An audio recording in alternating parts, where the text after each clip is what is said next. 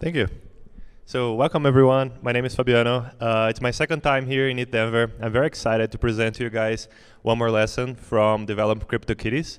I'd say this was one of the biggest challenges we had developing CryptoKitties, and we hope that you can take away like a technical framework that you can implement random number generation on your games to make it more fun or whatever. So today we're gonna go through this journey. Oh, I think I'm missing here.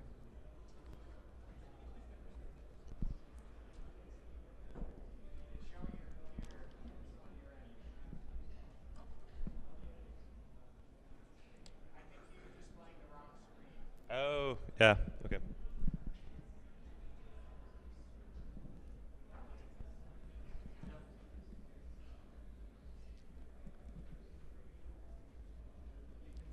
Wait. Yeah.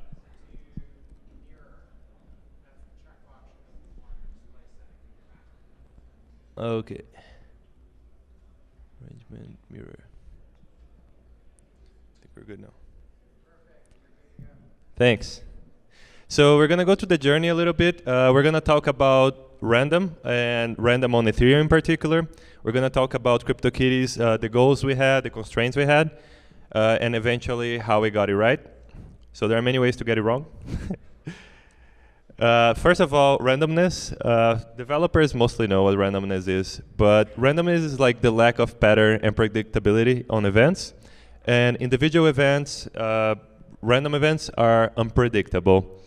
What does it mean in practice for us is that it can mess with expectations and make fun things happen on your dApp. So back in August, we were fooling around with Ethereum, really. We knew we wanted to make a project with kitties, and we knew we wanted to use blockchain because we never used blockchain before. So it was our first experience with blockchain. And we also knew about CryptoPunks. So CryptoPunks is a really interesting project. It was one of the first of art on the blockchain. They had punks, like this fixed selection of punks, and they had characteristics. So like some have a cigar, some have like a mohawk, blonde hair, etc.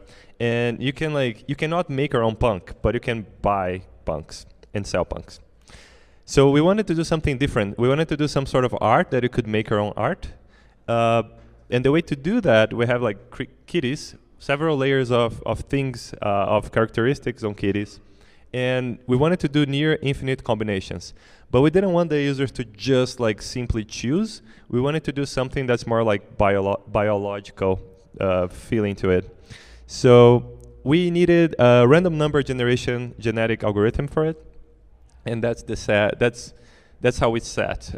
That's what we wanted. Like as much as like when two people have a baby or animals have a baby, you don't know exactly how they're gonna look like, but they kind of look like the parents. That's what we aim for. The problem is, that was the biggest problem. Ethereum has no random function. And that makes total sense. As any blockchain, anyone who computes a block, they need to be able to deterministically compute a block. So the results must be the same on every sort of contract. Because of that, again, there's no random. There's nothing like a random on Ethereum. So yeah, we needed something like that. But first of all, motivation. Like why does it even matter? So why should you care? Because it's really cool. Players remember for a long time when a breeding they wanted to do went wrong or went spectacularly right. So I asked the community for bad examples, and they found a lot of examples, but these are the best. So this one, you have this cat, and you have this dame. She got spots. She got like this beautiful purple belly and this red eyes. And then you have the father who's like a refined gentleman and stuff. And then he got like this white and yellow colors and crazy eyes. And then they got the child. And the child, out of nowhere, he got this mustache. And that was random. Those are like hidden traits that they bubble up in the cat genome. But you can see it still keeps some of the mother, like the belly and the pattern, and it keeps the colors of the father. But because there is randomness to it, it bubble up like crazy shit. This one is kind of like the other end of the spectrum. So this guy, he had two super cool cats. So this one has like unicorn horns, like angel wings, and the other one is like in the middle of lava and stuff. And then the child is like the most average could be. So again, like hidden traits bubbling up, but still you can see the the parents there a little bit. So that's cool. That's what we aim for, and that's why we bothered with all this. So for the random number generation, we wanted something cheap, so anyone could call it multiple times. Right now we have over 1.6 million cats on CryptoKitties, and it would not be possible if there was not like a lot of, if it wasn't cheap enough. Also, it's fair and unpredictable, so no one can predict it because that's random. And you need multiple numbers per transaction because we have many genes, and it should be tamper-proof. Tamper-proof breaks down in two categories mainly. One is user interference, the other one is miner interference. We want it to be safe from both, but especially users. And last one is decentralized. So we didn't want to be necessary that we were involved in the process. We want anyone to just use Solidity and Ethereum network and do it. So we went to investigate. And the first investigation was oracles. On oracles, just like a TLDR, is that on Ethereum there's this pattern called oracles.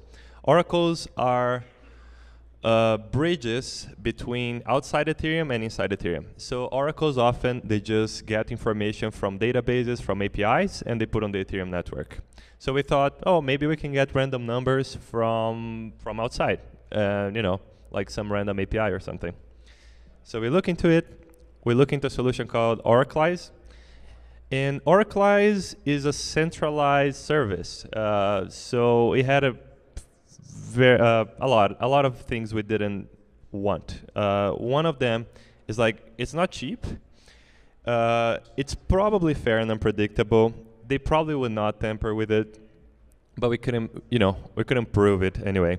And you cannot get multiple random number generations per transaction because you have to make a call, like give me a random number, and then wait whenever they are ready to send, then they send a call back. And then the number comes in. So it's not decentralized. It was not what we wanted. So we look for, next step was we look in Entropy Sources on-chain. And there's on-chain, you mainly find like the blocks and the messages, like transactions. So we focus, so messages, they're completely chosen by the user. So we didn't actually use messages, we didn't use transactions, but we look into the blocks. So the blocks are produced by miners, as we know. This is like the short list of the properties that we saw that could be interesting. So I'll just start from the bottom, timestamp. So we know blocks are produced about every 15 seconds. We thought maybe we can use that sort of variance in the time that block is created to see the entropy. But soon enough, we realized that it's 100% controlled by miners. So miners have like a huge window they can set times. If it was interesting to them, they could just set the time and we couldn't do anything about it. The other one is Coinbase.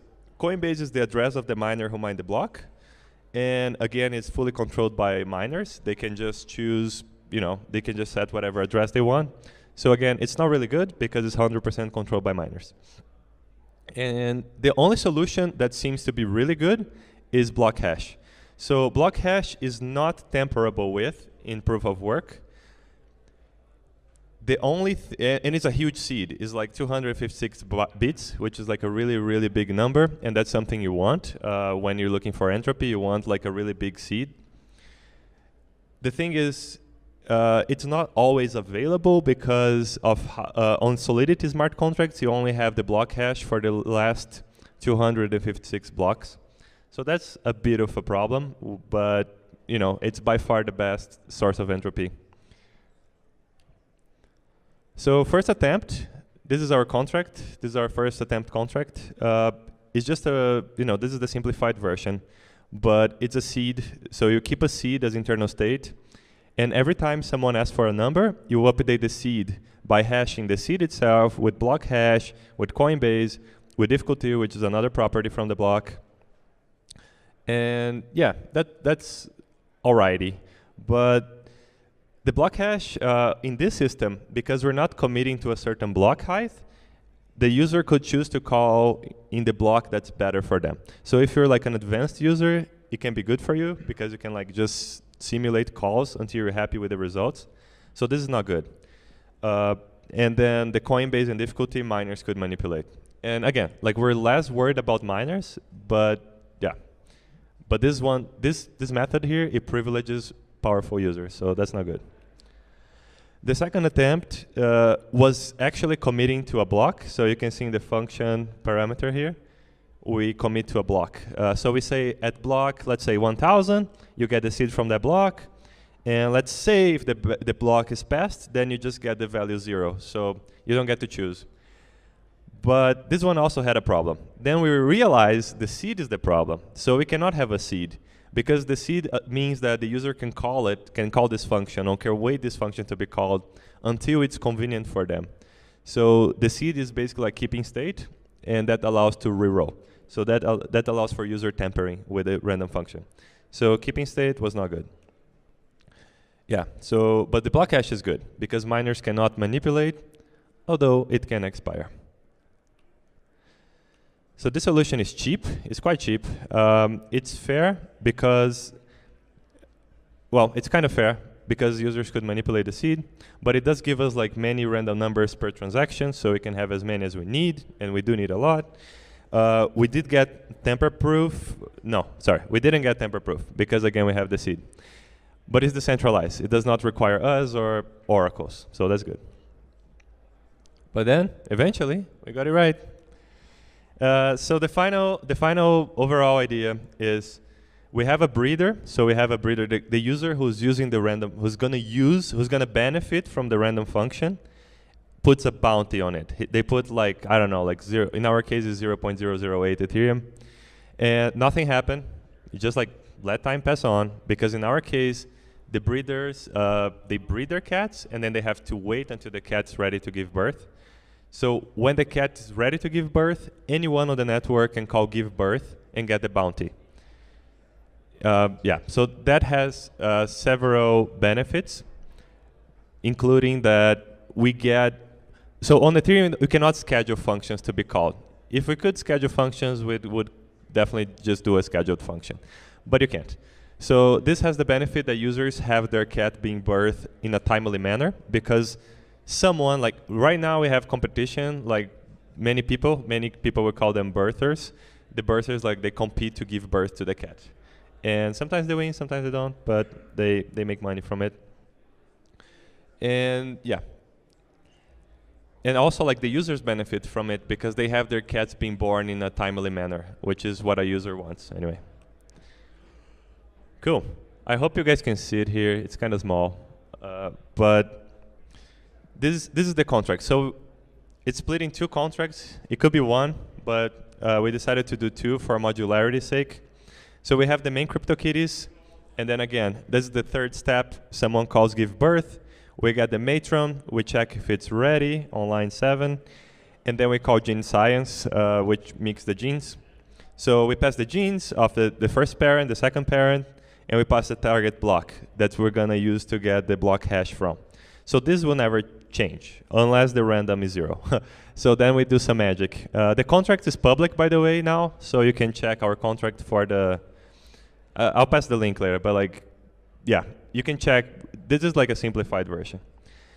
And then to get the actual random number, we hash everything, including the block hash we had before, with the genes of parent 1, the genes of parent 2, and the target block again. So yeah, it's pretty much like set.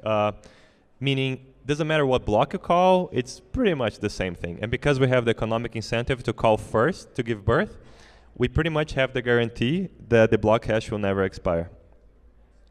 And then we do stuff. So this is for stuff here. It's interesting that we avoid calling, so we could call this KAKAK 256 again and again and again. The problem with this one is kind of expensive. So what we do instead is like we keep slicing that number, that random number we got, into smaller chunks to the chunks we need. Because often we just need like 2 bits, 4 bits, something like that. So this is kind of cheap. It's not super cheap, but it's cheap enough. Requires a bounty. People have to, When they breed, they have to put a bounty on, so things work. But it's fair and unpredictable. We can get multiple numbers. It is tamper-proof by just anyone, and is decentralized. So it does achieve pretty much everything we settled for. The contract source can be found on my presentation or in the CryptoKitties blog. We also publish there. And that's the general idea. So I just wanted to give you guys like a second approach, which can also work. So a second approach is that the user commits to have a random number generation at a certain block. And option A is they put a bounty. Option 2 is the person who actually gonna benefit from the result of the random. They have to call within 255 blocks, or they will lose the chance. But they don't lose the bounty, because in this alternative, there is no bounty.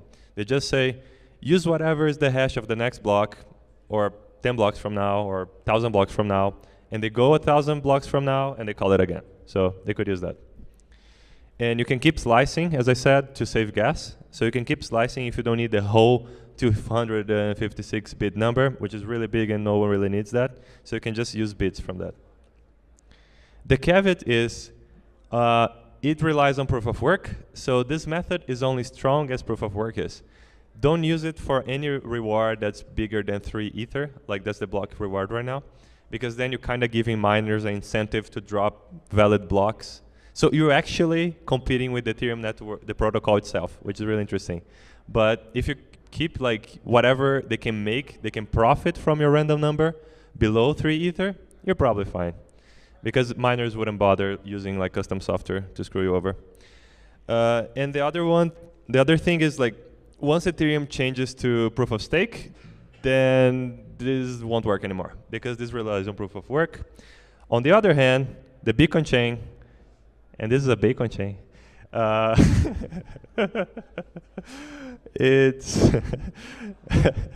it's like the Beacon chain is just like a bunch of random number generations. So it's like, it's a random number source. You're not gonna need this technique once we have Beacon chain. Credits. Thanks for Nick Johnson, who works on the Ethereum right now, for pointing out this commit review system. Thanks for our critics, Mika Zotu and Razor, for pointing out the flaws in the initial techniques. And we have a framework description with everything I just said in AxiomZen/ethrandom. And also our contract source code is on the CryptoKitties blog. So just look for those if you're interested. And we have a quick plug. So CryptoKitties, now the company is called Dapper Labs, but we're hiring. So we're hiring for many positions. And we have the Kittyverse program, which it's not a bounty exactly, but it can give you money and mentorship and APIs to build on top of CryptoKitties. So that can be interesting. I also have a bunch of stickers here, so please come if you want stickers. I have several types of CryptoKitties here.